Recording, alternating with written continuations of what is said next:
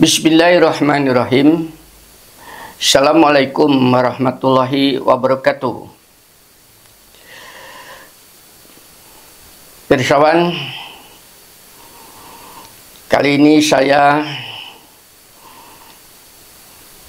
akan mengajak Anda untuk meningkatkan kualitas Anda bersama-sama dengan saya dalam pemahaman, penghayatan, pengamalan, dan mempraktekkan bahwa Anda dan saya itu betul-betul merindukan ilahinya. Itulah sebabnya Allah memberikan sebuah peluang untuk Anda yang mau memanfaatkannya dengan satu firman yang demikian indah. Saya hanya membacakan, Anda mendengarkan, mudah-mudahan Anda dikasih pemahaman oleh Allah. Bukan saya, tapi Anda dan ilahinya. Bunyinya begini. Man kana yarju liqa Allahi fa inna ajalallahi la'at wa huwa samiul alim. Terjemahnya, barang siapa mengharapkan, merindukan, ada kata rindu, ingin bertemu, ingin berjumpa dengan ilahinya, maka sesungguhnya waktu yang dijanjikan, diperkenankan oleh Allah itu pasti datang. Sabar Anda. Ini jaminan dari ilahi. Dan dia, Allah, adalah zat yang mendengar rintihan hati Anda, yang merindukannya, dan mengetahui gerak-gerik Anda yang mendekatinya. Anda baca di dalam surat Al-Ankabut, surat ke-29 ayat 5. Sudahkah Anda tanamkan rasa rindu kepada ilahinya? Kalau belum, maka hati-hati dengan ayat kedua.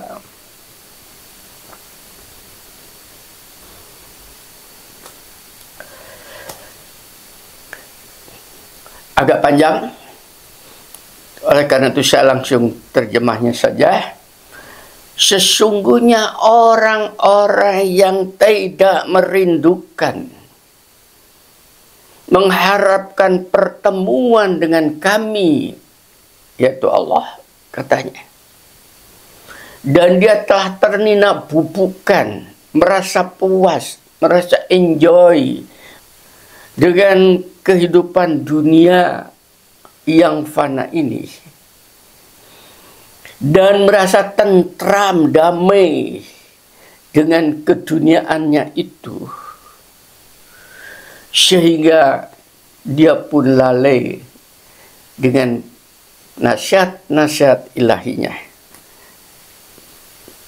Maka di dalam ayat ke-8-nya, mereka itu akan ditempatkan di tempat yang menghina, yang dikenal dengan neraka itu. Karena mereka pun tidak pernah merindukan Tuhannya. Anda baca surat Yunus, surat ke-10, ayat 7 dan 8. Nah, sekarang pertanyaan kepada Anda, bagaimana cara merindukannya? Bagaimana cara mencari jalannya? Tidak bisa, kecuali mengikuti apa yang difirmankan oleh ilahi itu. Firman-Nya adalah, tetapi kamu tidak akan bisa menempuh jalan kerinduan itu kecuali apabila Allah membimbing Anda, menghendaki Anda. Sungguh Allah Maha mengetahui lagi Maha bijaksana. Maka marilah kita berhati-hati agar supaya kita tidak terkena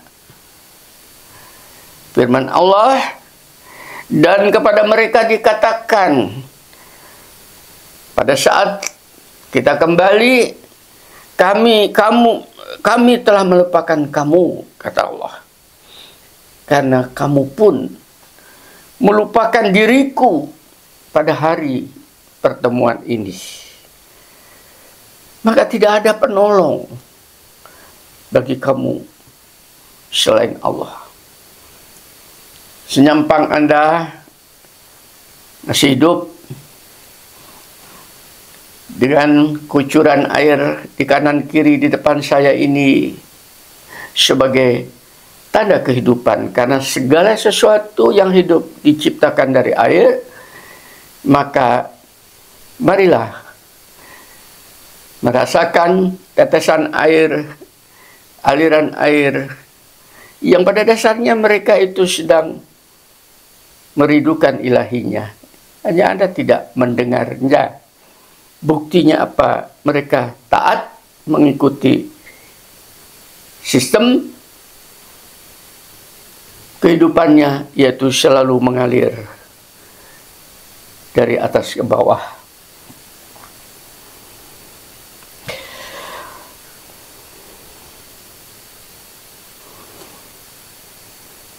Bagaimana jalan yang disebutkan oleh Allah tadi itu?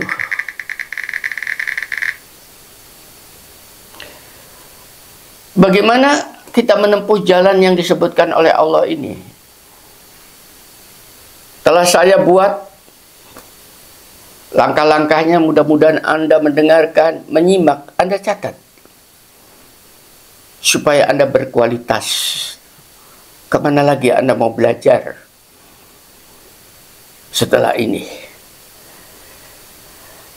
Jalan menuju kepada ridho Allah itu bertahap.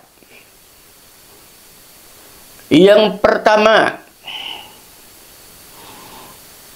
Anda harus menanamkan keyakinan bahwa alam raya, diri kita, kehidupan kita, kematian kita, kebangkitan kita, semua ini adalah ada yang menciptakan, ada yang membuat skenario, ada yang bermain. Yang bermain itulah Allah. Kita ini alat permainannya. Anda dan saya ini hanya alat permainan. Kalau di dalam catur hanya pion-pion keilahian. Tolong, sekalipun Anda hanya sebuah pion, tapi pionnya pion keilahian jauh lebih mulia daripada Anda menjadi pion-pion politik para politikus. Tanamkan ini. Ini namanya kepercayaan yang dikenal keimanan.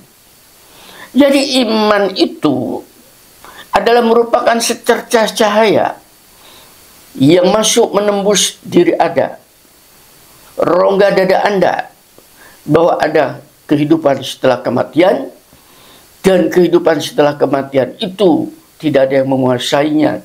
Tidak ada yang memegang kekuasaan kecuali yang satu, yaitu Allah, sebagaimana kita hidup di bumi ini. Tolong diimanin, itu adalah cahaya. Jangan Anda padamkan. Anda tukar cahaya itu dengan cahaya bumi, cahaya dari matahari. Anda silau dengan jabatan, Anda silau dengan kekayaan, Anda silau dengan pujian, Anda silau, Anda bingung dengan problematik hidup. Iman Anda telah bergeser oleh keimanan bahwa kita ini sedang menjadi permainannya Allah dengan ujian-ujian. Pegang teguh itu tadi. Kalau Anda sudah memiliki secercah cahaya iman itu, maka minta kepada Allah untuk diluaskan. Dengan cara apa? Dengan cara mengenal segala sesuatu yang Anda dengar, Anda lihat, Anda rasakan, bahkan Anda mengenal di balik dengan segala sesuatu yang belum nampak oleh mata Anda, tapi terasa dan terlihat oleh mata batin Anda. Minta untuk mengenal. Itulah pengetahuan yang sudah masuk Anda ke dalam pengetahuan yang hakikat, yaitu pengenalan-pengenalan sesungguhnya apa dari penampakan ini. Itu namanya Anda pengenalan dengan cara apa? Memberikan perhatian, termasuk pada diri kita, diri saya, diri Anda. Itu jangan Anda permainkan. Coba perhatikan diri Anda itu, dari jasad, dari rohani, dari perasaan, dari intelektual, dan sebagainya. Perhatikan, itu bukan bikinan Anda. Dan bukan kehendak Anda. Berikan perhatian sehingga Anda mengenal. Who are you? Who am I? Itu namanya memberikan perhatian. Kalau Anda sudah memperhatikan dengan sungguh-sungguh bahwa Anda dan saya ini adalah refleksi keilahian, wujud ilahi dalam bentuk alam raya. Salah satu di antaranya adalah kita ini, Anda ini. Maka kalau Anda sudah sampai kepada titik itu, maka tanamkanlah rasa cinta Anda kepada dirinya itu tadi. Cintailah diri Anda. Jangan dirusak. Jangan dinafikan.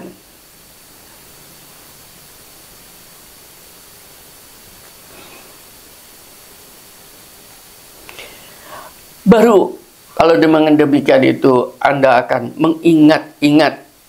Kalau Anda sudah memberikan perhatian, maka tolonglah perhatian itu diingat betul dari waktu ke waktu supaya tidak hilang. Kalau ingatan itu sudah naik menjadi banyak, menjadi mendalam, menjadi luas, maka tolong apa yang Anda ingat itu dipelihara. Jangan dihilangkan.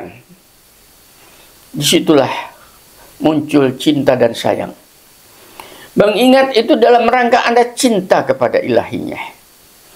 Memelihara itu dalam merasa Anda sayang kepada ilahinya. Tidak direct, akan tetapi dimulai dengan merefleksikan pada dirinya. Jangan dirusak anggota tubuh Anda dengan tato-tato.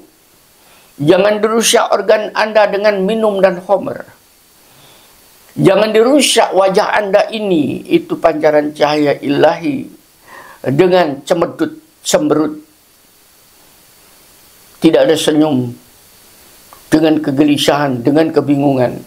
Itu Anda telah salah menempatkan diri, dan Anda tidak pernah bisa memelihara kasih sayang Allah pada diri Anda. Itu adalah bentuk hubungan supaya Anda tidak terputus. Kalau Anda sudah bisa memelihara dari waktu ke waktu, maka insya Allah pada satu waktu Anda akan merindukan, siapakah yang menciptakan saya? Kemanakah aku harus melangkah? Di manakah perjumpaan diriku dengan ilahi? Dan bahkan segala apa yang kita tengok, apa yang kita dengarkan, apa yang kita pegang itu tadi, bukan diri kita, akan tetapi betul-betul itu adalah merupakan pengejawatahan kehendaknya ilahi. Disitulah muncul ketergantungan Anda kepada ilahi, ketergantungan Anda kepada pencipta Anda, sehingga Anda tidak akan bergantung kepada dirinya lagi, tidak bergantung kepada sesama, tapi Anda telah menggadaikan diri Anda kepada ilahinya. Tolong ini betul-betul dijiwai dan ditingkatkan dari hari ke hari. Apalagi mereka yang sudah tua-tua, Anda akan masuk lubang lahat. Dan pada saat Anda menghadapi sakaratul maut itu tadi, kalau Anda tidak belajar di saat Anda masih bisa berpikir ketergantungan kepada ilahi, nanti Anda akan dibelokkan oleh setan, bisikan-bisikan yang menyebabkan Anda sulit menghadapi sakaratul maut. Hati-hati. Kalau Anda sudah bergantung segala sesuatu kepada Allah, betul-betul di jiwa dan dirasakan, maka diri Anda akan menjadi fana. Anda tidak ada siapa, Anda bukan siapa-siapa. Anda tidak mempunyai kekuatan apa-apa. Ini yang disebut di dalam Islam adalah hulul, penyatuan antara Rabb dengan makhluknya itu. Dan pada saat terjadi penyatuan rasa jiwa dengan ilahi, maka Anda akan merasa dirinya itu menjadi fana, yang wujud adalah ilahi. Disitulah muncul rasa rindu, sehingga segala sesuatu yang nampaknya itu adalah perintah, yang selama ini Anda terima sebagai wajib, sebagai sunnah, itu akan hilang. Tidak ada wajib, tidak ada sunnah. Segala perbuatan diriku ini semata-mata adalah karena rinduku kepada ilahi. Maka dikala aku bisa melaksanakan kerinduanku kepada ilahi itu, disitulah wujud penyatuan aku dengan ilahinya. Maka tidak ada beban di dalam kehidupan. Bukan kewajiban, akan tetapi itu sebuah kurnia. Bukan sunnah, akan tetapi itu adalah sebuah peluang untuk peningkatan dirinya, agar supaya tetap bersatu padu dengan pencipta penyatuan itu sendiri. Sudah pahamkah Anda? Atau Anda berontak sekarang? Karena kurangnya pengetahuan Anda. Karena gersangnya rongga dada Anda. Karena kerasnya hati Anda. Minta pertolongan kepada ilahi, agar supaya dilembutkan hati Anda.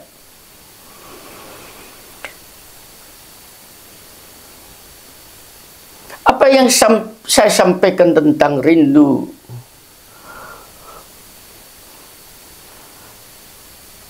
dengan ilahinya itu memang sifatnya abstrak, tidak nampak, tidak zahir, dan sifatnya pribadi. Oleh karena itu, coba pribadi Anda mengambil tempat dalam kesendirian sewaktu-waktu, agar supaya Anda mempunyai pengalaman di dalam melakukan eksplorasi kerohanian Anda itu hanya berdua-duaan dengan ilahi. Coba pengalaman ini diwujudkan menjadi nyata, yaitu dalam bentuk ketenangan batin Anda, semangat diri Anda, cahaya wajah Anda, ketegaran dan ketegasan perkataan Anda. Itu namanya penyatuan wujud Anda dengan ilahi. Tidak ada keraguan di dalam hidup.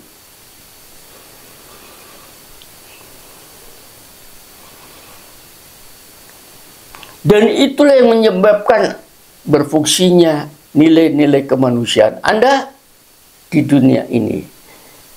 Sebagaimana Rasulullah mengatakan, tidak aku diutus ke bumi ini, melainkan untuk memperbaiki akhlak.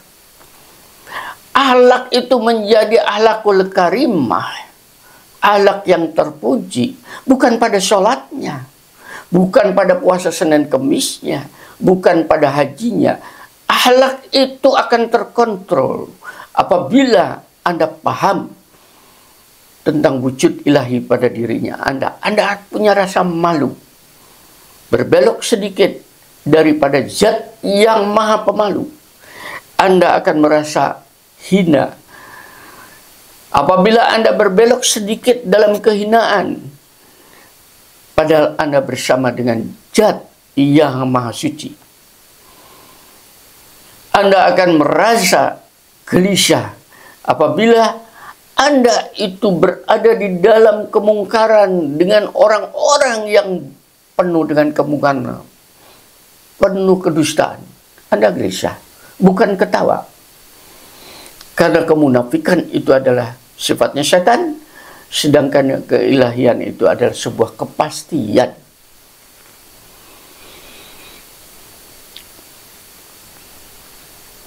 itu di sana dilatihnya. Bukan lewat sholatnya, tapi lewat pemahaman, pendalaman, dan kerinduan Anda kepada ilahinya itu. Sehingga kata-kata Rasul yang paling indah, pada manusia itu ada segumpal daging. Apabila rusak daging itu, maka rusaklah seluruh akhlaknya itu tadi, kemanusiaannya. Apabila baik, maka baiklah nilai humanity-nya. Segumpal daging itu yang dinamakan kolbu. Kolbu Anda dilatih sekarang. Dengan apa yang Anda lihat di dalam video ini tadi, disekelilingi oleh sumber-sumber kehidupannya, yaitu air yang mengalir. Coba dilatih pelan-pelan, tanpa rame-rame, tanpa ingin dipuji dan dipuja makhluk. Di situ akan terjadi penyatuan wujud Anda dengan ilahinya. Dan Anda akan terkontrol yang dinamakan kolbu Anda oleh ilahi, bukan oleh Anda sendiri. Banyak cara agar supaya itu terlatih. Yang pertama, coba Anda membiasakan diri melepaskan keterikatan kepada makhluk. Apa pada keluarga, suami, istri, anak, tetangga. Coba. Sering saya melihat seorang istri karena sakit sedikit saja menuntut kepada suaminya untuk memperhatikan, dan sebaliknya suaminya yang sakit saja menuntut untuk istri diperhatikan oleh istrinya atau oleh anaknya. Ini tidak bisa sampai Anda kepada kerinduan. Padahal sakitnya itu yang menimpa yang bersangkutan itu sebetulnya karunia. Agar supaya yang bersangkutan itu, sekaranglah saatnya Anda untuk bersatu dengan ilahinya. Karena Allah yang merindukan Anda, hanya Anda saja kekeh, keras, tidak mengerti dengan sentuhan-sentuhan ilahi seperti ini. Minggir semua, biarkan aku berkasih sayang dengan ilahinya, dengan Tuhanku dalam keadaan sakit seperti ini. Kalau memang takdirnya aku harus kembali, itulah yang aku nanti. Kalau takdirnya aku disembuhkan, semoga Allah memberikan kekuatan untuk mendukung risalah kebenarannya. Coba mulai minggir semua dengan ilahinya. Itu jadi obat untuk Anda. Maka pikiran, hati, dan tindak tanduk Anda akan menjadi tentram, menjadi damai, dan Anda akan tetap tercerahkan cahaya, pancaran cahaya ilahi pada wajah Anda. Dan Anda betul-betul dipenuhi oleh doa-doa para malaikat yang mendoakan seseorang yang sedang diuji, akan tetapi yang bersangkutan tidak berkeluh kesah kepada makhluk, tapi menyerahkan segala persoalannya kepada ilahi.